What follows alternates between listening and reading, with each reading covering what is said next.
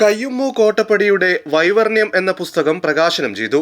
അടയാളം പൊന്നാനിയും കൃഷ്ണപണിക്കർ വായനശാലയും സംയുക്തമായാണ് പ്രകാശന കർമ്മം സംഘടിപ്പിച്ചത്. ഇടശ്ശേരി സാഹിത്യ മന്ദിരത്തിൽ നടന്ന ചടങ്ങിൽ കാഞ്ചനമാല പുസ്തക പ്രകാശനം നടത്തി. വി രാമകൃഷ്ണൻ പുസ്തകം ഏറ്റുവാങ്ങി.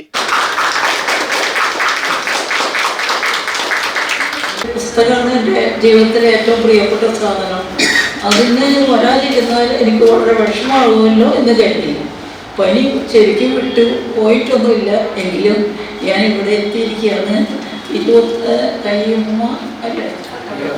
കയ്യുമ്മ കോട്ടപ്പടിയുടെ 26ാമത്തെ പുസ്തകം എന്നത് ഒരു വളരെ അത്ഭുതം മാത്രമല്ല, വളരെ സന്തോഷമുണ്ടാകുന്ന